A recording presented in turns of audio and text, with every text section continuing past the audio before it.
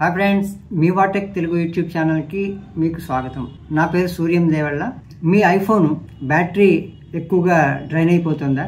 ఏ app మీ ఐఫోన్ని ఎక్కువగా drain చేస్తుందో మీకు తెలియట్లేదా? అది ఎలా తెలుసుకోవాలో మనం ఈ వీడియోలో చూద్దాం.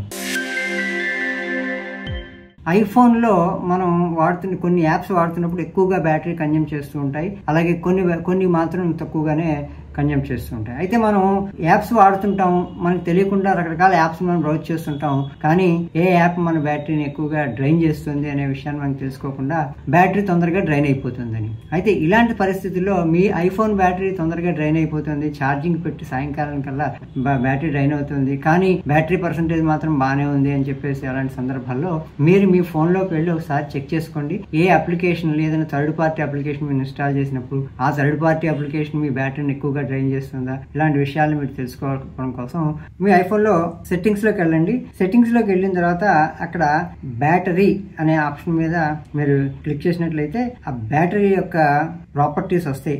ఎంతసేపటి నుంచి ఎంత ఛార్జింగ్ మిగిలింది, ఎంతసేపటి నుంచి మనం ఈ బ్యాటరీని వాడుతున్నాము అని ప్రాపర్టీస్ వస్తాయి.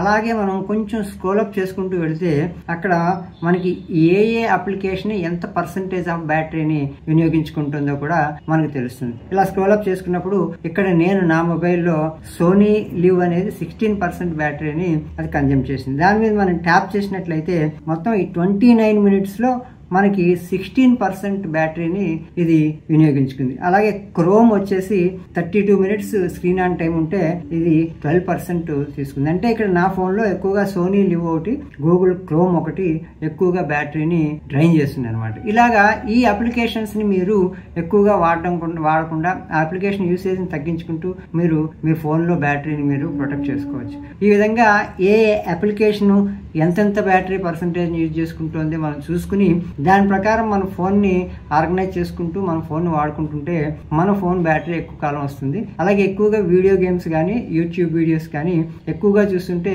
మీ ఫోన్ హెల్త్ బాగున్నా సరే మీ ఫోన్లో ఉండేటువంటి బ్యాటరీ ఎక్కువగా డ్రైన్ అవుతూ ఉంటుంది. ఫోన్ మీద నిందలేస్తుంటాం, ఫోన్ ఎక్కువగా బ్యాటరీ అయిపోతుంది అని చెప్పేసి మనం ఫోన్ మీద నిందలేస్తుంటాం. అలా కాకుండా టెక్నికల్గా మనం ఏ యాప్లు వాడుతున్నాము, ఏ యాప్ ఎంత పర్సంటేజ్ బ్యాటరీని తీసుకుంటుంది, దాని స్క్రీన్ ఆన్ టైం ఎంత అనే విషయాన్ని మనం ఇలాగా ఇక్కడ ట్యాప్ చేసుకుని చెక్ చేసుకుంటే దాన్ని బట్టి మనం మన యొక్క స్క్రీన్ ఆన్ టైం ఎంత ఉంది, మనం ఎంతసేపు ఆ యాప్ ను వాడుతుంటే అది ఎంత బ్యాటరీ తాగుతుంది. కాబట్టి ఆ బ్యాటరీ యూసేజ్ ని మనం లిమిట్ చేసుకోవడం వల్ల ఆల్టర్నేట్ మార్గాల ద్వారా మనం వేరే యాప్లతో మీద ఆధారపడి మీ ఫోన్ యొక్క బ్యాటరీని సేవ్ చేసుకోవడానికి వీలవుతుంది. ఈ బ్యాటరీ హెల్త్ ని మనం చెక్ చేయాలి అంటే ఇదే బ్యాటరీ ఆప్షన్ లో కొంచెం పైకి వస్తే ఇక్కడ బ్యాటరీ హెల్త్ ని మనం చెక్ చేసుకోవచ్చు. ఇక్కడ బ్యాటరీ హెల్త్ అనేటువంటిది రికమెండెడ్ పర్సంటేజ్ లోనే ఉంది, బాగానే ఉంది, అయినా సరే బ్యాటరీ డ్రైన్ అవుతుంది. ఇలాంటి కారణాలు, ఇలాంటి పరిస్థితులు మనకు ఎదురైనప్పుడు ఆ యాప్లు కూడా మన బ్యాటరీని ఎక్కువగా డ్రైన్ చేస్తాయనే విషయాన్ని మనం దృష్టిలో పెట్టుకుని ఏ యాప్ ఎంత పర్సంటేజ్ ని వాడుకుంటుందో మనం చూసుకుంటూ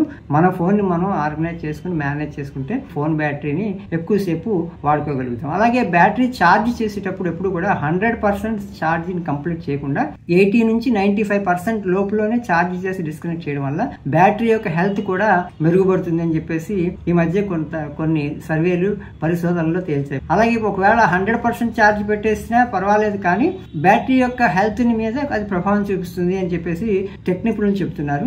ఈ రకమైనటువంటి టెక్నికల్ ట్యూటోరియల్స్ కోసం మీరు మీ వాటెక్ తెలుగు యూట్యూబ్ ఛానల్ సబ్స్క్రైబ్ చేసుకోండి. వీడియో నచ్చితే లైక్ చేయండి, మీ బంధుమిత్రులతో షేర్ చేసుకోండి. జై హింద్, జై భారత్.